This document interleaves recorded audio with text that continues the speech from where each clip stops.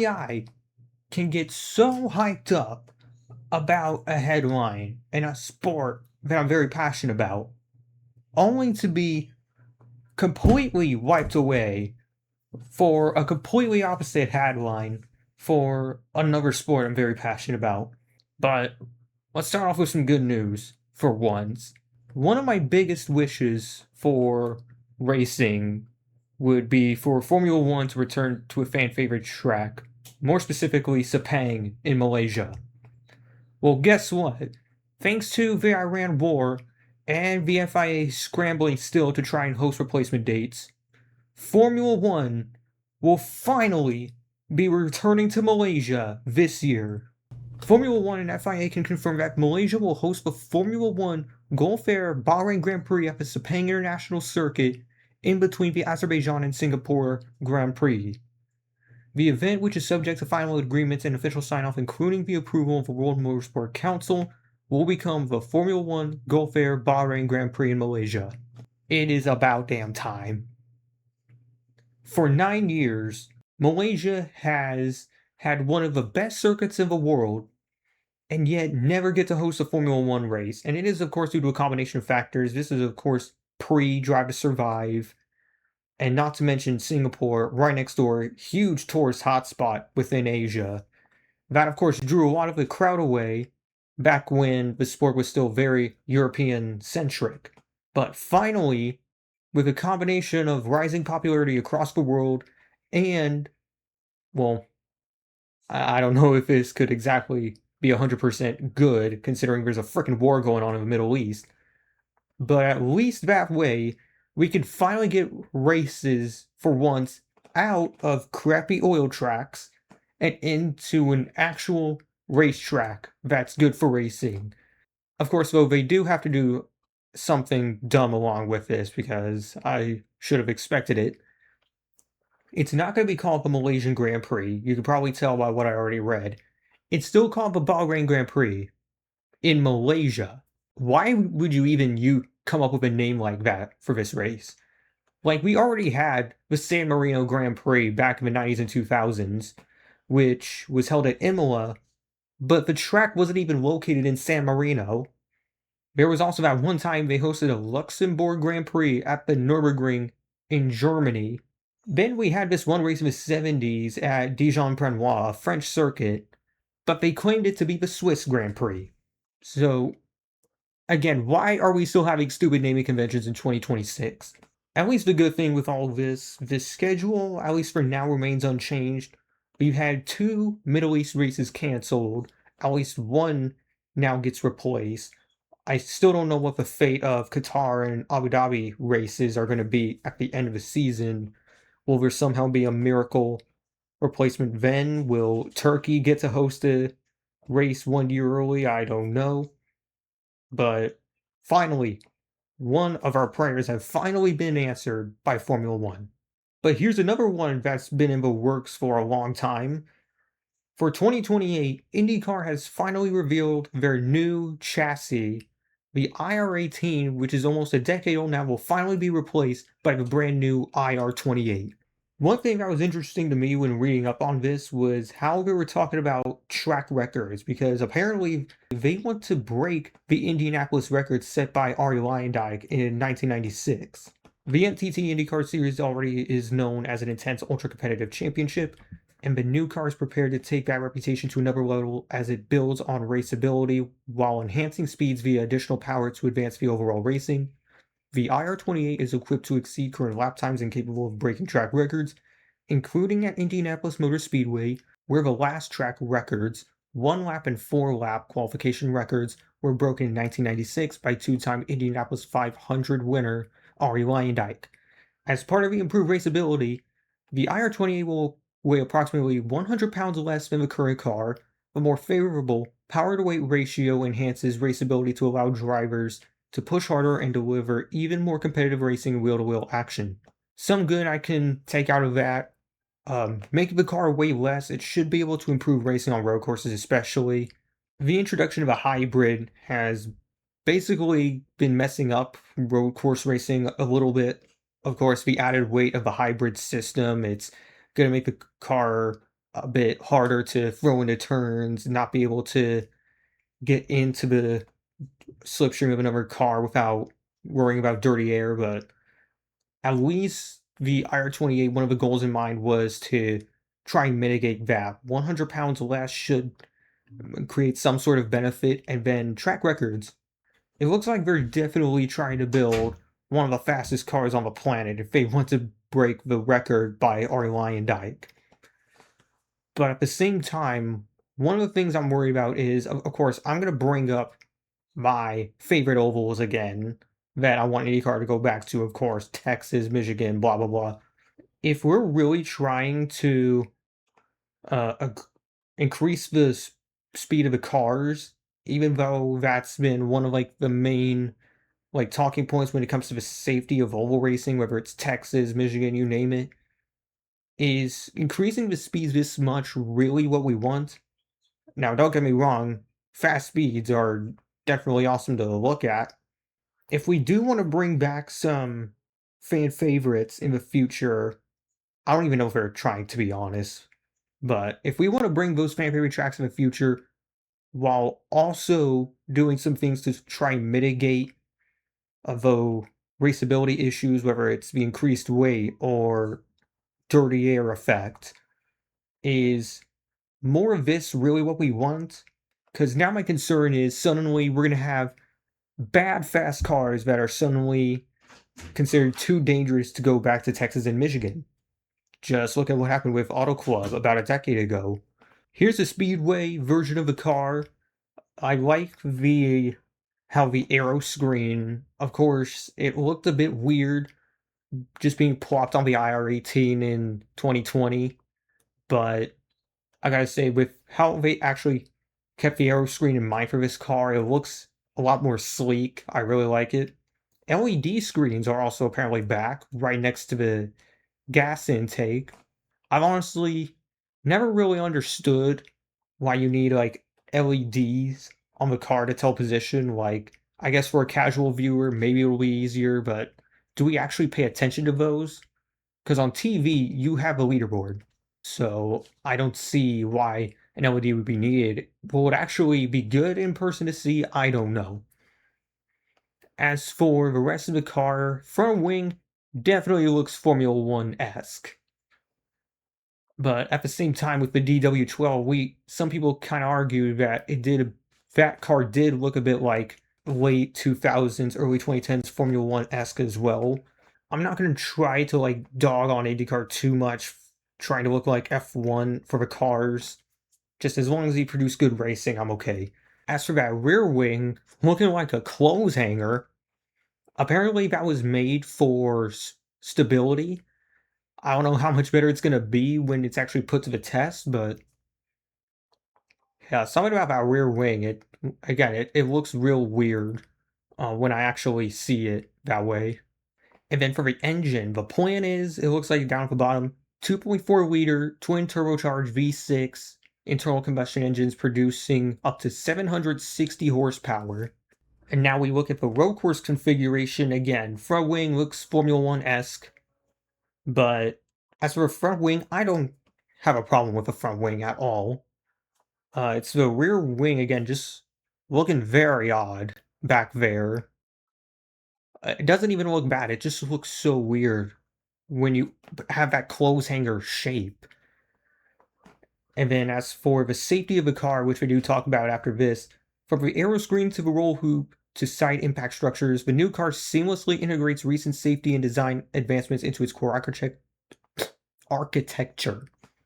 Built to exceed IndyCar or FIA specifications, whether it is more stringent, the new chassis delivers measurable safety improvements over the car, including the chassis features wider internal dimensions to accommodate a greater range of driver heights and body types.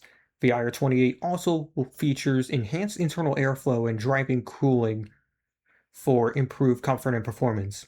That last part does sound kind of cool, how they're taking that into account, the airflow for the driver. Just don't make the mistake of being NASCAR Gen 7. MotoGP, though, is something else. Already, the lineup for 2027 is set to look a whole lot different. There has been rider moves left and right, basically every part of a grid, every team you go to, there is a lot to look at.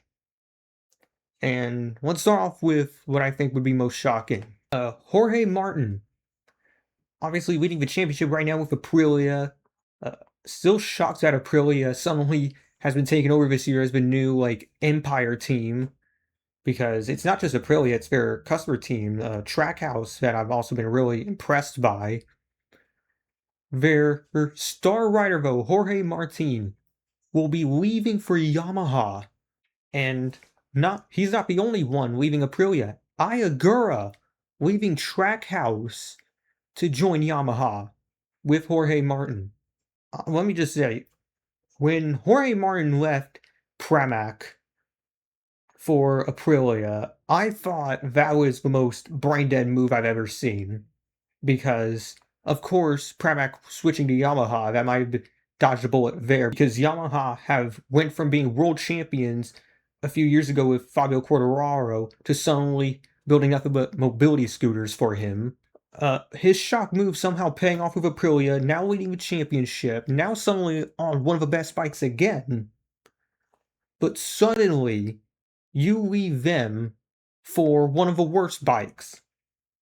And I know more regulations coming out around this time for MotoGP.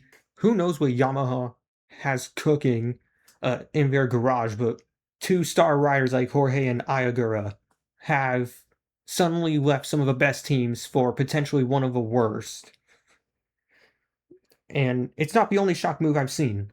Francesco Bagnaia, also a world champion, suddenly taking Jorge's place at Aprilia. Maybe he's just sick of being little brother to Marc Marquez. Who knows?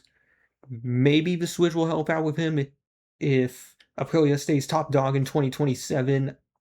Francesco better hope for that if he wants to get back on top of a world championship. And then Marc Marquez's new teammate, Pedro Acosta. As for my thoughts on Pedro, I think he has talent, definitely, but his consistency and his ability to actually stay on the bike, definitely a lot to be desired. Hopefully Ducati can patch him up there. And then Gresini Ducati, Joan Mir and Daniel Holgado will be your new lineup for Gresini Ducati. And for Mark's actual little brother Alex, he will be leaving Gresini for KTM. Of course, we know in 2025 Ducati became the new empire of MotoGP, both their factory team and customer team wise. They were the best in MotoGP, just winning every single race. Alex Marquez even finally found his form with them and finally won a few races, which good for him. I'm glad he finally found some success there, but now he has to drop down to KTM. I don't want to talk crap about teams in MotoGP that much, but because I've been proven wrong before. Just look at Aprilia this year. Some random bike team in Italy suddenly now top dog of MotoGP, but I'm not liking this move to KTM for Alex. Fabio Quartararo finally having enough of Yamaha and all the crap bikes he's been forced to be put up with, and he will be going to factory Honda for 2027. Of course, Honda, ever since Marc Marquez got injured, they've been basically in the toilet, kind of like KTM. They're just not able to pick up anything of note, cannot get their bike on the right track at all.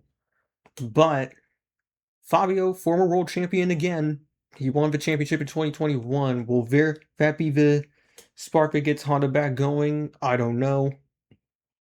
And then pretty much everywhere else, though, is basically unconfirmed. Nothing guaranteed for VR46 or Trackhouse or KTM's customer team Tech 3. So for now, we're going to have to wait up on what comes next. Now, let's get to the real controversy. Time for some real controversy. FIFA has basically lost all trust within multiple confederations after a plan to privatize parts of the World Cup have completely backfired, and if something isn't done soon, we might actually see the biggest confederation out of all of them, UEFA, protest the World Cup and refuse to play. So let me try to explain what's happening as best as I can.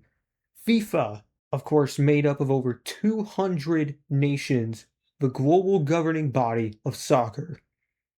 Where almost 211 countries are also part of a confederation, which is, of course, the continental governing body, whether it's UEFA for Europe, CONCACAF for North America, AFC for Asia. But FIFA itself is supposed to be a non-profit entity, meaning that they can't just privatize themselves or any FIFA-sanctioned competitions. However, they still decided to make a private company which is supposed to be separate from FIFA, or I guess not if they're the ones involved in this. The main purpose of this private entity will be to sell off a portion of that to private investors, meaning parts of the World Cup will be owned by private equity.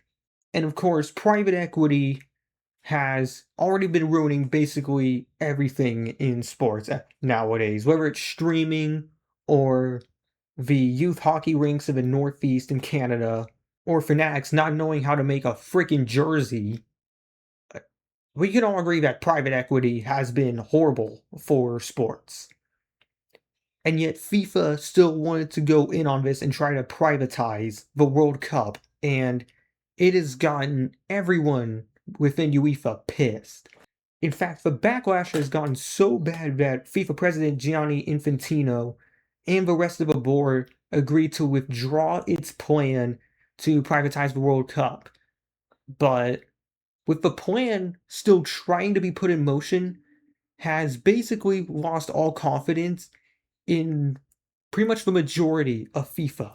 Not only was UEFA pissed about this and even making plans to protest and boycott the next World Cup, CONCACAF, the North American Confederation, and the AFC, which is the Asian Confederation, have also denounced the plan publicly and unanimously voted that they would protest the World Cup if the plan was put into effect.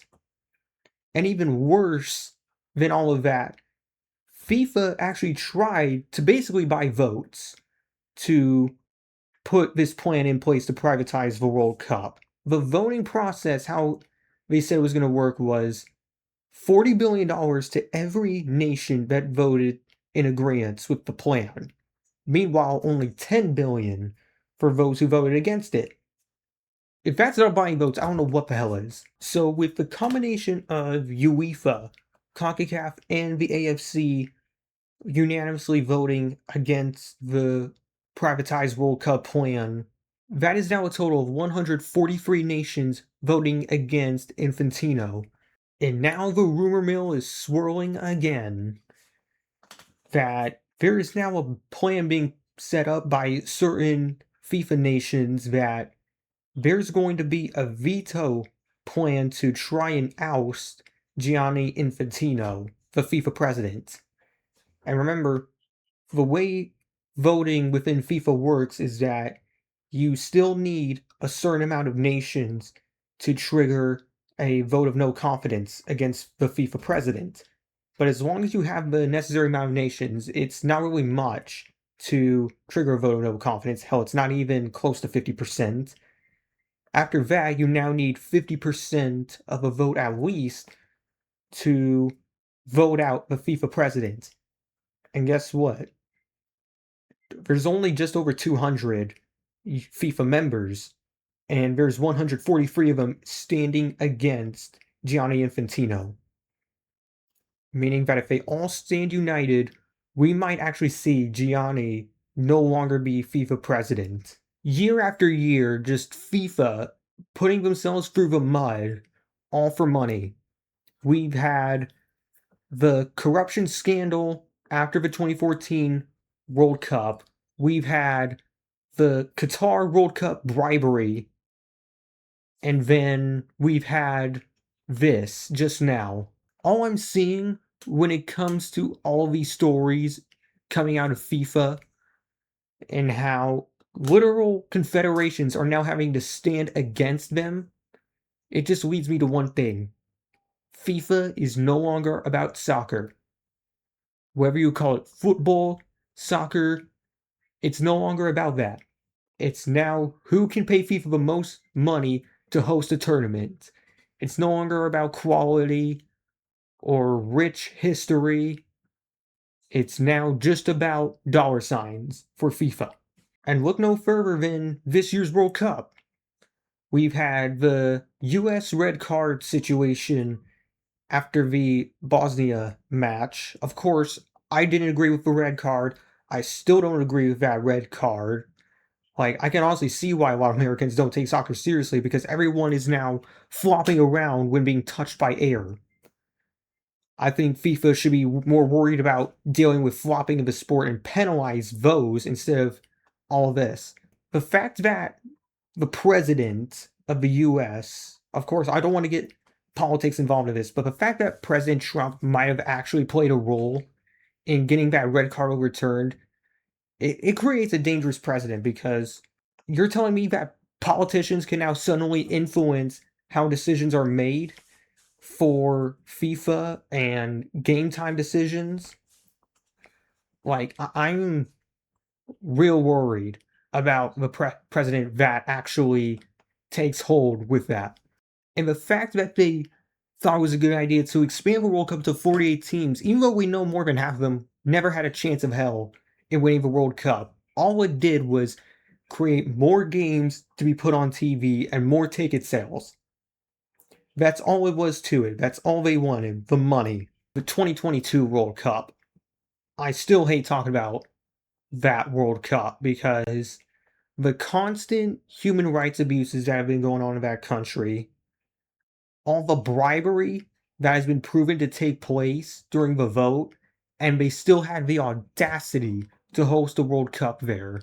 And if you want one more piece of proof, look at the upcoming 2030 World Cup, the joint bid between Spain, Portugal, and Morocco. We have 3 main hosts, but there's also going to be bonus matches taking place across certain South American countries like Uruguay and Argentina. But that basically means 3 continents now host the World Cup at the same time. And with how North American countries have already hosted in 2026, that means that's 4 whole continents, because Morocco is an African country. 4 whole continents no longer get to try for the 2034 World Cup per FIFA rules. And now that leads only Asian and Oceanian nations to try and go for the World Cup. Australia, New Zealand, basically any Oceanian nation don't have any interest in hosting that World Cup. But do you know who does? Saudi Arabia.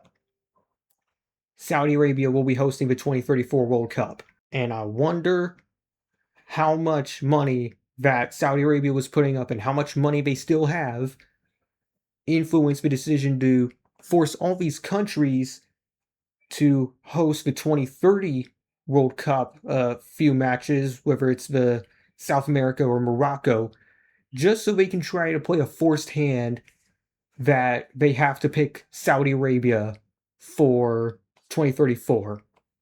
Again, no longer about sports or passion. It's all about money for FIFA. And as pissed as I am to see, what can I do? Just a guy with not even 3-digit subscribers on YouTube. What do I know? So, thank you all for sticking around throughout this video. Leave your thoughts in the comments if you wanna. If you want to see more news videos like this, please like and subscribe. It'll mean a lot to the channel. See you all another time.